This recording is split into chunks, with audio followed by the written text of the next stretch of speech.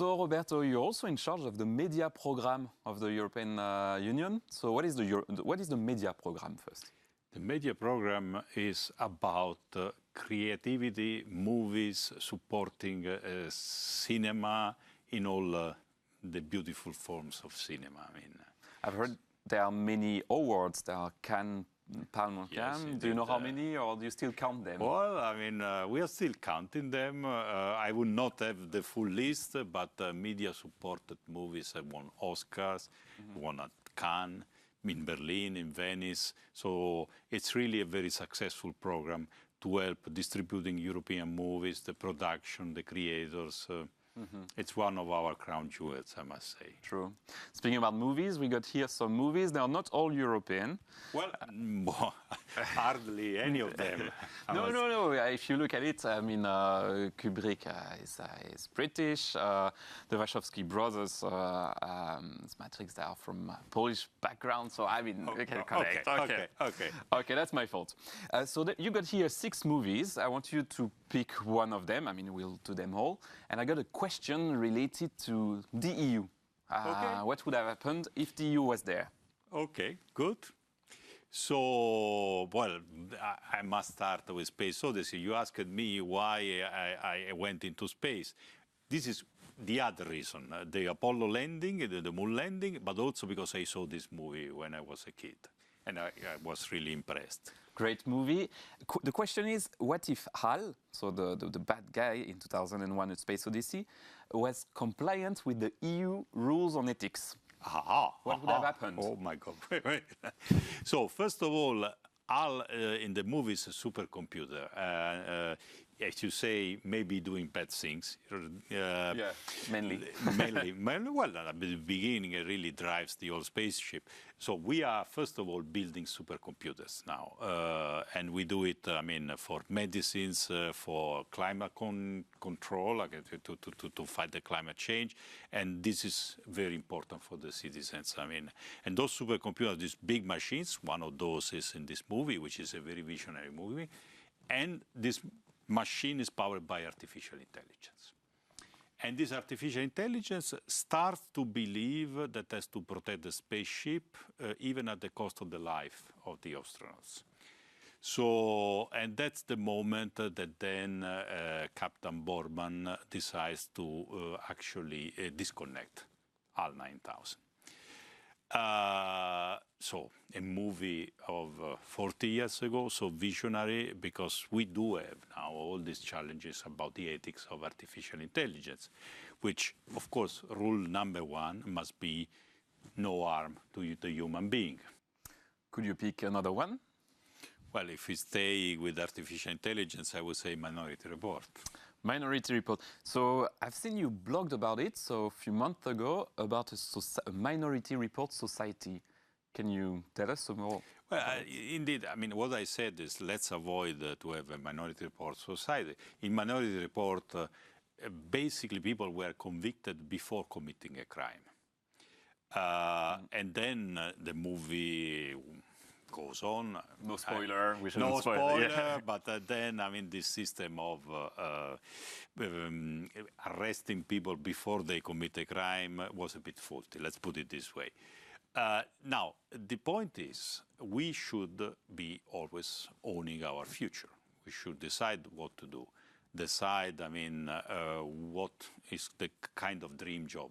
Like I had so lucky, I mean, to decide I want to go to space, and I actually could be lucky to do it. But if algorithms would dominate our life and decide what you have to do, whether you can take a loan or not, whether you can be cured or not, that would be a Minority Report society, a society where your future will not be anymore in your hands. And that we need to avoid. That's why, I mean, technology is very useful, will change for better our life, but at the same time, we need also very solid ethic guidelines. So that you can read in your blog. We're going to insert the comments in my blog, in the YouTube. Maybe another movie? Oh, Back to the Future. Back to the Future. I got an interesting question for this one. What was missing in the movie that is nowadays? Well, I mean, there are many things that nowadays we have, but one thing was really missing, the internet and the social media. Yeah, obviously. They were all about facts in the movie. Yes, and I mean, McFly invited to the party, the family party where he has to meet the future mother, basically all done by leaflets, not by invitation through social media, or, I mean, the exchanges all, I mean, in written form. I mean, it's not really the future. Huh?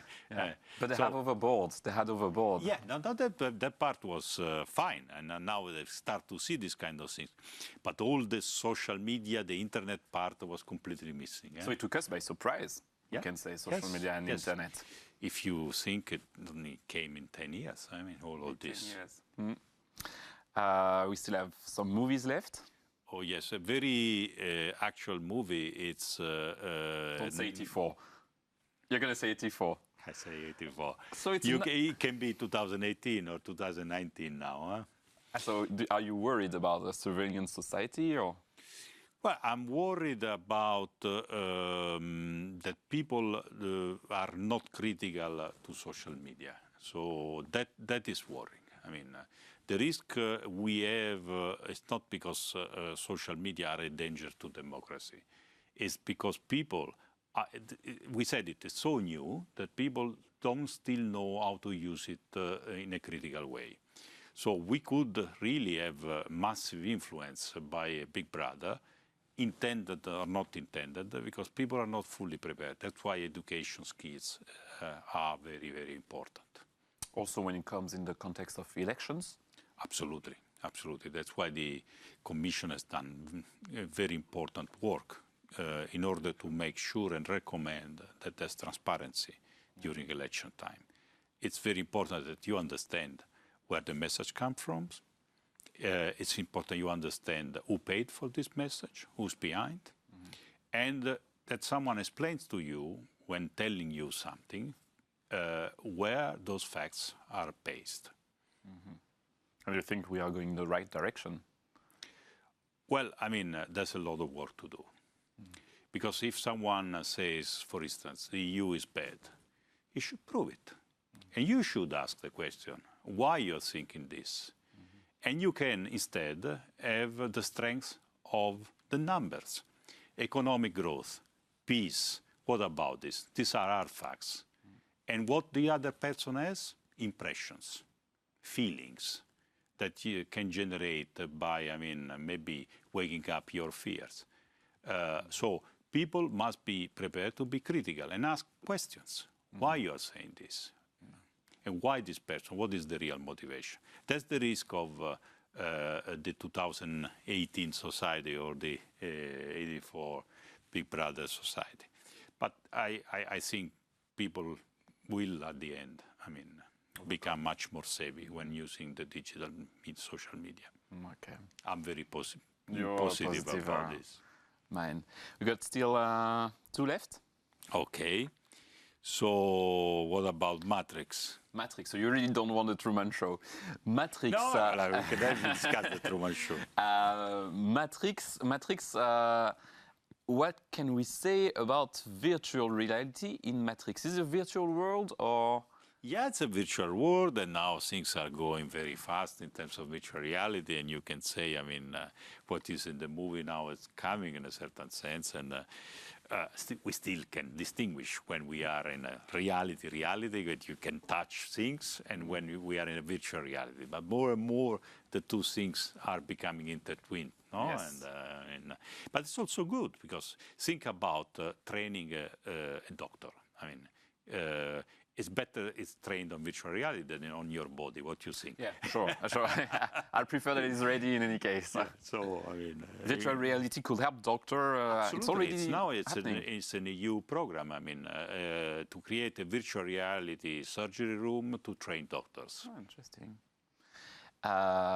The last remaining, the Truman Show. And I guess you know the question already. What about data protection in Truman Show?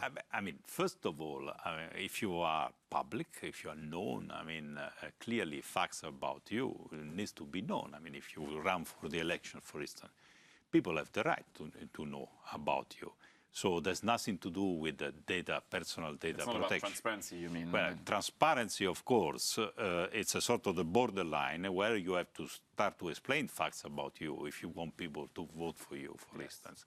So there's always a balance between being public and being in public and protecting your data. I mean, during this interview, nothing special. I was disclosing a little bit of me, and I did it. I did it. I mean, it was fun. It's a case where you decide. I mean, and it's important that people understand who you are. And at the same time, you're also free to not answer if a question is too private. That's the key word. That's the key word. Free. Yeah. That's, as long as people are free, that's okay.